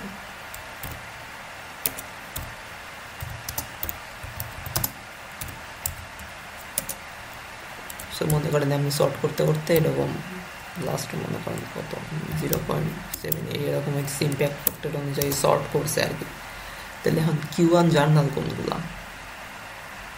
Q1 হচ্ছে আপনার এই যে টপ যে 25% ইম্প্যাক্ট ফ্যাক্টর যেগুলো আছে না, সেগুলো হইতেছে আপনার Q1 এর মধ্যে পড়ে। তার মানে Q1 হইতেছে এমন একটা পয়েন্ট যেটার আগে হইতেছে 25% সর্টেড ডেটা সেট থাকে, আর যেটার পর হচ্ছে 75% সর্টেড ডেটা সেট থাকে। এটা হইতেছে Q1। সো Q2 সিমিলার, ওইগুলো আমি লিখছি এখানে, সো ওইখান থেকেই পড়ি যে সো কোয়ার্টাইল হচ্ছে দেয়ার আর 3 কোয়ার্টাইলস, Q1, Q2 and Q3. So Q1 is the value below which 25 sorted values are in position. মানে Q1 হচ্ছে এমন একটা ভ্যালু যেটার বাম সাইডে হচ্ছে আপনার 25% সর্টেড ভ্যালুস থাকবে। এখন এটা অ্যাসেন্ডিংও করতে পারেন, ডিসেন্ডিংও করতে পারেন। তারপর হচ্ছে আর ডান সাইডে বা অ্যাবভে থাকবে কি, যে it is 75 values in position. একইভাবে হচ্ছে Q2 হচ্ছে কি এমন একটা ভ্যালু যেটার বাম সাইডে হচ্ছে 50% সর্টেড ভ্যালু থাকবে, আর ডান সাইডে হচ্ছে 50% সর্টেড ভ্যালুস থাকবে আর কি। সো এই জিনিসটাকে এটারে হচ্ছে আমরা মিডিয়ান বলি। মেইনলি আমরা 50% ভ্যালু বামে পাঠাইতেছি আর 50% ডানে পাঠাইতেছি, সো এটা আমরা কি বলবো, মিডিয়ান বলবো। এরপর আসে কি যে কি হচ্ছে আপনার Q3 দেখলে কি যে কি 75% সর্টেড ভ্যালু হচ্ছে আপনার বামে থাকবে, আর বাকি 25% থাকবে হচ্ছে কি ডানে। এটা হইতেছে Q3। সো এগুলো ক্যালকুলেট করার হচ্ছে নিয়ম আছে, সিম্পল একটা নিয়ম, সেটা হইতেছে n into I by 4th data point in a sorted dataset is the QI, where n is equal to size of dataset. এটা হচ্ছে ডেটা সেটের সাইজ, আর I হচ্ছে আপনি কি বের করতে চান। আপনি যদি Q1 বের করতে চান তাহলে I এর মান 1, Q2 বের করতে চাইলে I এর মান 2, আর Q3 যদি বের করতে চান তাহলে I এর মান হচ্ছে 3। তাইলে হইতেছে এরকম করে আপনি বের করবেন। সো হোয়াট ইফ, এটা একটু পরে দেখে এক্সাম্পল চলে যায় আমরা ডিরেক্ট। সেটা হচ্ছে অ্যাজিউম এ ডেটা সেট এক্স একটা ডেটা সেট দেওয়া আছে আপনারা বলছে কি Q1, Q2 and Q3, Q4 তো নাই, এক্সিস্ট করে না। So Q1, Q2 and Q3 বের করেন। তো এই যে আপনি কি Q1 বের করবেন, তাই তো কোয়ান্টাইল অলসো I এর মান হবে কত, 1। এই যে 10 into 1, এখানে n is equal to 10 হয়েছে কেন, কজ এখানে হইতেছে আপনার 10টা ভ্যালু আছে বা 10টা ডেটা পয়েন্ট আছে। তো 10 into 1 by 4, এটা হচ্ছে ফর্মুলার 4 পড়েন, তাহলে 2.5 আসছে। তাহলে হচ্ছে আপনার 2.5 আসছে। এবার দেখেন 2.5 কি একটা ডেসিমাল নাম্বার না? এখন আপনাকে এখানে কি 2.5তম পদ বা 2.5তম এলিমেন্টকে পাবেন না। তো এখন আপনি এক্ষেত্রে কি করবেন, আপনি এসে দেখবেন যে কি ইন্টেজার, কি এখানে 2 হচ্ছে ইন্টেজার না, তাহলে হচ্ছে সেকেন্ড এলিমেন্টটা কত, সেকেন্ড এলিমেন্টটা হচ্ছে এখানে 12, এখানে 12 হচ্ছে। এরপর হচ্ছে আপনাদের এই ফ্লোটিং পয়েন্ট বা ডেসিমাল অংশটুকু কত, 0.5। সো আপনি 12 সাথে 0.5 অ্যাড করে দেন, 12.5 চলে আসবে। এটাই হইতেছে আমাদের Q1। এভাবে সিমিলারলি আমি Q2 ক্যালকুলেট করবো, জাস্ট আয়ের মান 2 হবে, বাকি সব সেম থাকবে। যেমন এখানে 5.0 আসছে, NI/5.0 আসছে। সো আপনি তো চাইলেই পঞ্চমতম পদ বা এলিমেন্ট তো পাবেনই, 1 2 3 4 5 22। সো আমাদের Q2 কত আসবে 22। এরপর সিমিলারলি Q3 7.5 আসছে। সো আপনি 7তম এলিমেন্টটা দেখবেন কি, 7তম এলিমেন্ট ছিল হচ্ছে 25, তো সেটা 0.5 অ্যাড করে 25.5 আমরা বের করে ফেললাম। এরপর হচ্ছে ডেসাইলস। ডেসাইলস হচ্ছে 10টা ডেসাইলস থাকবে। D10 তে এক্সিস্ট করে না, D9 পর্যন্ত। সো ডেসাইলগুলো হইতেছে একটা ডেটা সেটকে 10 ভাগে ভাগ করে। যেমন D1 is the value which under which is the value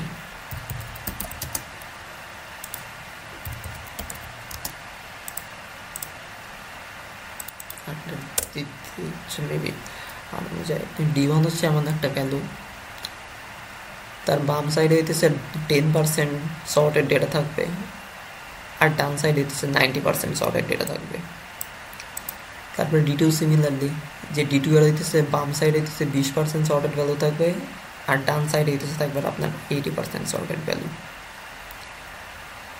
এইভাবে D3 সেম। তারপরে D5 হইতেছে এরকম যে D5 is the value, D5 এর বামে হচ্ছে থাকবে আপনার 50% সর্টেড ভ্যালু, আর ডানে বাকি 50%। তার মানে D5 হইতেছে কি, D5 হচ্ছে আমাদের মিডিয়ান। সেভাবে D9এও সেম। এবার হচ্ছে ডিসেল কেমনি ক্যালকুলেট করবো আমরা। ডিসেল ক্যালকুলেট করার ফর্মুলাটাও সেম, জাস্ট কোয়ান্টাইল যখন বের করতেছিলাম তখন আমরা 4 দিয়ে ডিভাইড করছিলাম, এখানে আমরা 10 দিয়ে ডিভাইড করবো। এই নাম্বারগুলো কেন চেঞ্জ হয়, কারণ কোয়ান্টাইল একটা ডেটা সেটকে 4 ভাগে ভাগ করে 25% করে 25, 50, 75, 100। আর ডিসেল করে কি একটা ডেটা সেটকে হচ্ছে 10 ভাগে ভাগ করে, 10, 20, 30, 40, 50, 60, 70, 80, 90, 100। তাহলে এভাবে করতে করতে এই জন্য হইতেছে ওইখানে 4 ছিল, এখানে হচ্ছে 10 চলে আসছে। তাহলে কি যে n into i/10th data point in the sorted data set is the di, where n হচ্ছে size of the data set, আর i এর মান হচ্ছে 1 থেকে 9 পর্যন্ত যাবে।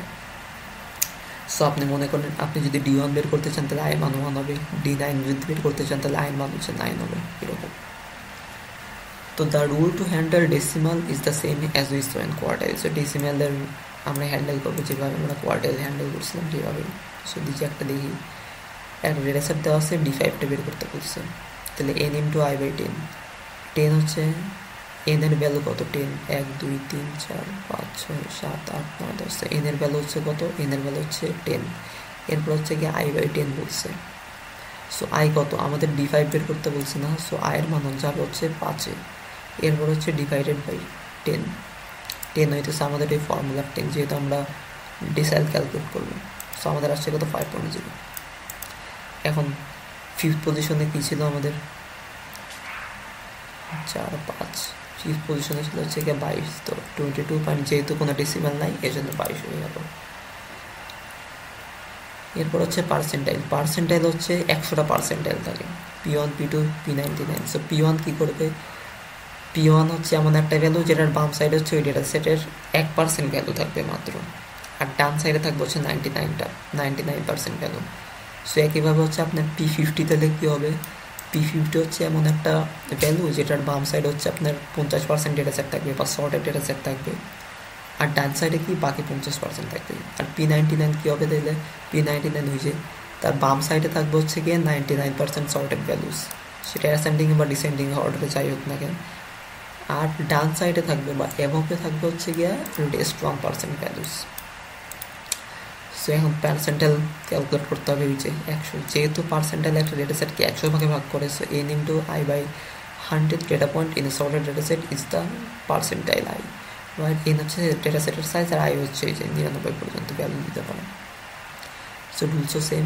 এখন মনে করেন আপনাকে P50 ক্যালকুলেট করতে বলছে, একটা ডেটা সেট দেওয়া আছে, আপনি ওই যে বসালেন আবার n into i/100, 10 দিলেন, ডেটা সেটের সাইজ হচ্ছে 10, তারপর হচ্ছে i এর মান হচ্ছে কত, P50 বের করতে বলছে, 6 এর মান হচ্ছে 50 হবে, আর এটা হচ্ছে ফর্মুলার 100, যেহেতু আমরা পার্সেন্টাইল বের করবো। সো কত আসছে, এই যে 5.0।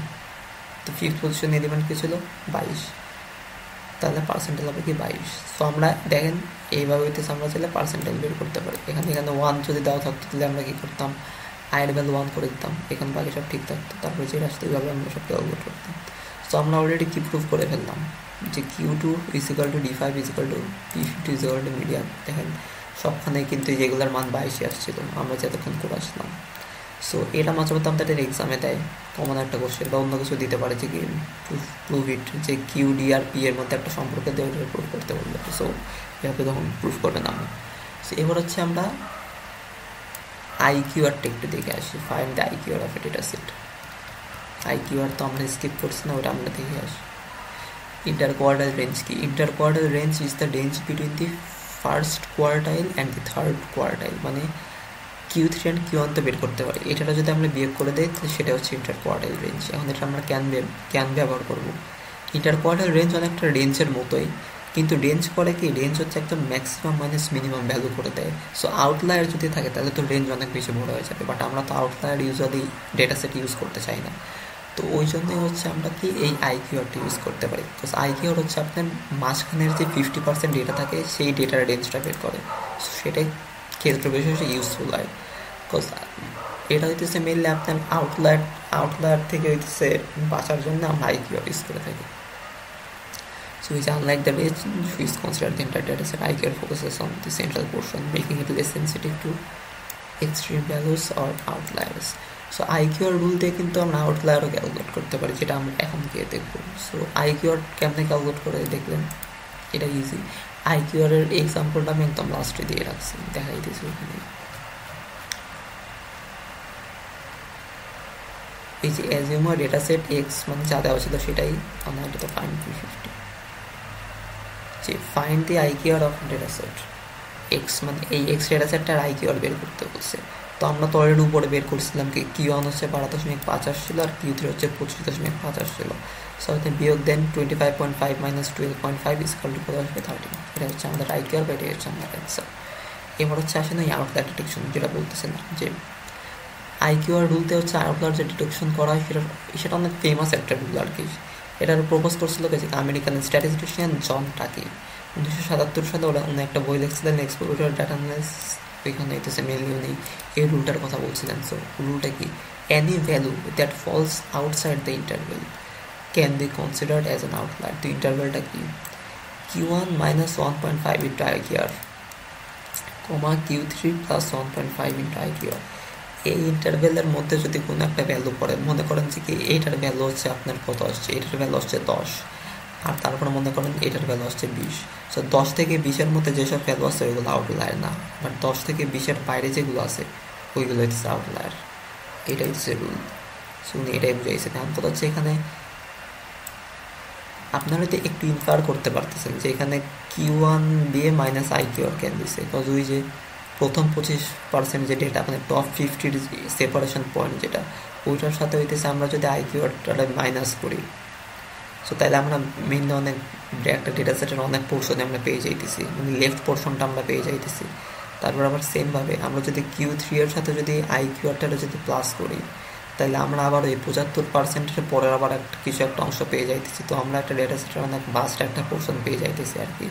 সো ওই জন্য এটা হইতেছে আমরা একটা ফেন্স করে দিলেই আমরা আউটলায়ারটা ডিটেক্ট করতে পারবো। কারণ কথা হচ্ছে 1.5 ক্যান গুণ করা হয়েছে, 2 ক্যান গুণ করা হয় নাই।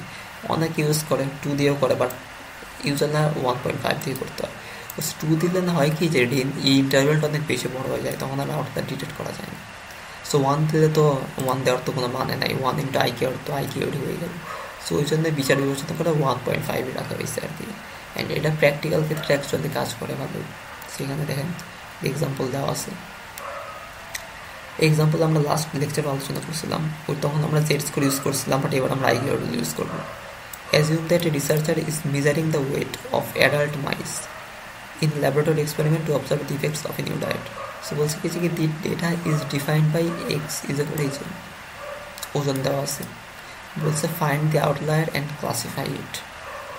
দেখি, সো আমাদের প্রথম কাজ কি, প্রথম কাজ হচ্ছে আমাদের এই যে ইন্টারভেলটা বের করতে হবে, রাইট? সেই ইন্টারভেলটা যদি আমরা বের করতে চাই তাহলে IQR বের করতে হবে। IQR বের করার জন্য আমাদের Q1 অ্যান্ড Q3 দুটাই লাগবে। সো আগে আমরা হচ্ছে Q1 অ্যান্ড Q3 বের করবো। ওটা করার জন্য আমাদের কী করতে হবে, এই ডেটা সেটটাকে আমরা সর্ট করবো। আমরা অ্যাসেন্ডিং অর্ডারেই সাজিয়ে নিই, প্যারা নাই তো কোনো, অ্যাসেন্ডিংয়ে সাজালেই ভালো হয়। ছোটো থেকে বড়োতে সাজাই নিলাম। এরপর হচ্ছে আমরা Q1 ক্যালকুলেট করবো, এই যে ni/4 i এর মান কত হবে 1, বিকজ আমরা Q1 ক্যালকুলেট করবো আর কি। So 10 into 1/4 n is equal to 10, because data সাইজের সাইজ হচ্ছে 10। সো করলাম 2.5 আসলো, তাহলে 2.5 যেটা আসে এইভাবে আমরা Q1 ক্যালকুলেট করলাম 21.6। এই যে সেকেন্ডগুলো হচ্ছে 21.1, এটার সাথে 0.5 করে হচ্ছে 21.6 আসলো। এরপর হচ্ছে কি Q3 ক্যালকুলেট করতে হবে। সো ni/4, এবার হচ্ছে আয়ের মান যাবে কত, আয়ের মান যাবে 3, বিকজ আমরা Q3 ক্যালকুলেট করতেছি, Q2 না, কিন্তু Q3 ক্যালকুলেট করতেছি, অর্থাৎ বাম সাইডে 75% সেপারেট করেছে পয়েন্টটা, সেইটা ক্যালকুলেট করলাম। এখানে আসতে ni/4 ভ্যালু হচ্ছে 7.5। সো 7 নম্বর এলিমেন্ট কি 1 2 3 4 5 6 7, 22.22, আর এখানে 0.5 আছে, সো এটার সাথে আমরা 0.5 যোগ করে দিলাম। অ্যান্সার আসছে কত 22.72, এটা হচ্ছে Q3। তাহলে এখন IQ কত হবে, এই Q3 থেকে আমরা যদি Q1টা মাইনাস করে দিই, so 22.72 minus 21.6 is equal two 1.12, এটা হচ্ছে আমাদের IQ। সো দেখেন অনেক অল্প, কিন্তু সো বোঝাই যাইতেছে যে কি এখানে তার মানে কি যে এই মিডল যে ভ্যালুগুলোর মধ্যে তেমন একটা ডিফারেন্স নেই, এটা কিন্তু বাস্তব। দেখেন কত ক্লোজ, কত কাছাকাছি আছে সব কিছুই, এই জন্য IQ-টা কম চলে আসছে। আপনি যদি 4টাও যদি মেজার করতেন, মানে এখন আপনি যদি রেঞ্জ ক্যালকুলেট করে বুঝতে চাইতেন যে কি তাদের মধ্যে ডিসপারশনটা কেমন, তাহলে দেখেন 40 মাইনাস মেবি 21 হয়ে যেত, সো এটা অনেক বেশি বড় হয়ে যেত আর কি। সো ওই জন্য IQ অনেক সেফ একটা চয়েস। এখন তাহলে আমরা ইন্টারভ্যালটাও ক্যালকুলেট করে ফেলি। ইন্টারভ্যালের সূত্র কি ছিল যে Q1 minus 1.5 into IQR। So এই যে Q1 minus 1.5 into IQR 1.12, এই সাইডটা গেল। পরের সাইডটা কি ছিল যে Q3, এই যে Q3 প্লাস 1.5 সূত্রের 1.5 into IQR কত 1.12, সেটা করলাম। ক্যালকুলেট করলে কত হবে যে 21.6 মাইনাস 1.5 ইন্টু 1.12, এইটুকু যদি ক্যালকুলেট করেন তাহলে আসবে হচ্ছে 19.92। তারপরে কমার পরে এইটুকু যদি ক্যালকুলেট করেন 24.4 চলে আসবে। তার মানে কি এখন এই রেঞ্জের বাইরে যে ভ্যালুগুলো আছে, অর্থাৎ এই ডেটা সেটের মধ্যে যদি 19.92 থেকে কোনো ছোট ডেটা পয়েন্ট থাকে বা 24.4 থেকে বড় কোনো ডেটা পয়েন্ট থাকে, অর্থাৎ কোনো ইঁদুরের ওজন যদি মনে করেন 19.92 গ্রামের কম হয় বা 24.4 গ্রামের বেশি হয়, তাহলে আমরা সেটা একটা আউটলায়ার বা একটা এক্সট্রিম ভ্যালু বলতে পারবো। সো দেখেন এই যে কনক্লুশন এটাই যে one outlier is found in the data set, the mouse whose weight is 40 grams can, ওই যে যেটা বললাম এই ইন্টারভ্যালের বাইরে চলে গেছে।